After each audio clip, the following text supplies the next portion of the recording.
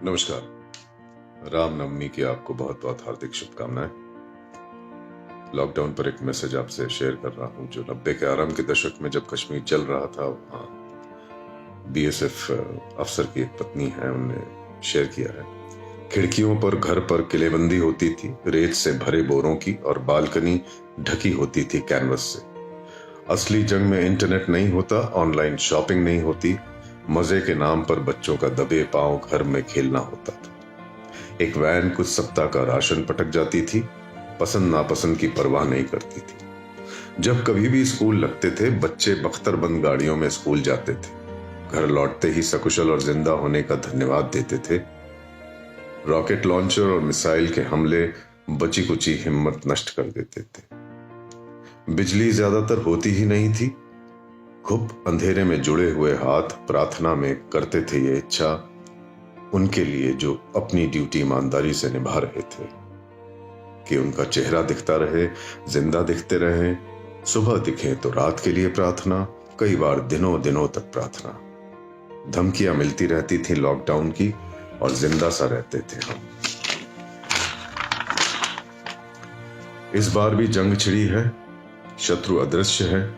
कहते हैं बढ़ेगा अवसाद, चाइल्ड अब्यूज, पलायन और सुसाइड। साइकोलॉजिकल इमरजेंसी सी हो गई है जो घरों में है। जिनके पास घर नहीं है, खाना नहीं है, उनकी इमरजेंसी अलग तरीके की है।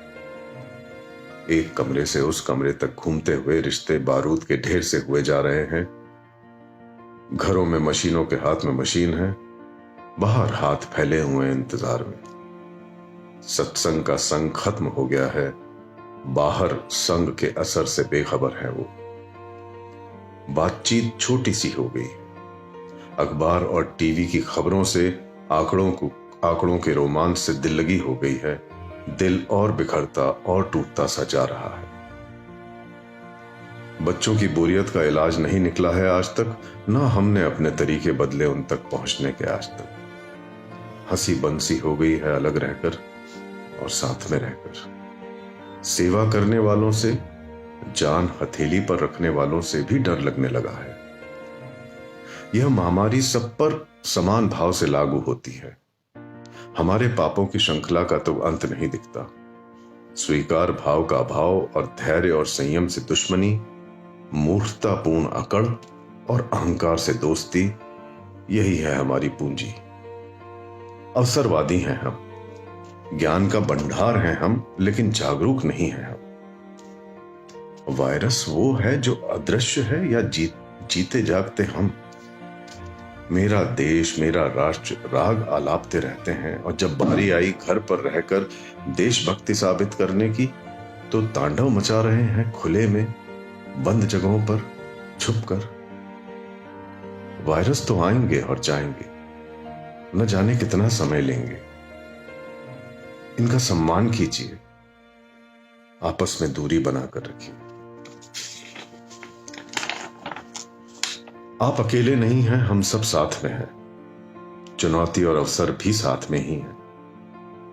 जीने की कलाएं जो स्कूलों में और विद्यालयों में नहीं सिखाई जाती, वो खुद को और परिवार को सिखाइए और सीखिए।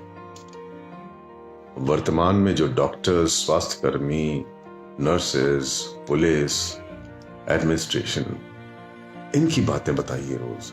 दृढ़ता, संवेदनशीलता, ईमानदारी, कर्तव्यबोध और दूसरों के प्रति समानुभाव, इनकी ही कहानियां आगे बताई जाएंगी।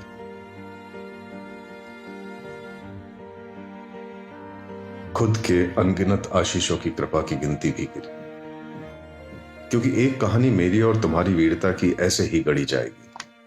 धर्म, राजनीति से ऊपर कही जाएगी, ताकि आगे आने वाली पीढ़ी को बता सकें कि इस विपदा के समय में मैंने क्या सीखा, क्या पढ़ाया, कैसी प्रतिक्रिया की और कैसे जिया।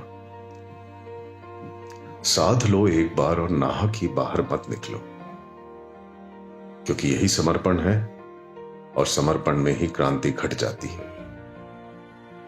आइए हम सब क्रांतिकारी बनते हैं, घर पर रहते हैं, एकजुट रहे हम सब। धन्यवाद। आप सब स्वस्थ रहें, सुरक्षित रहें, यही कामना और प्रार्थना है। आज के पर्व की हार्दिक हार्दिक शुभकामनाएं।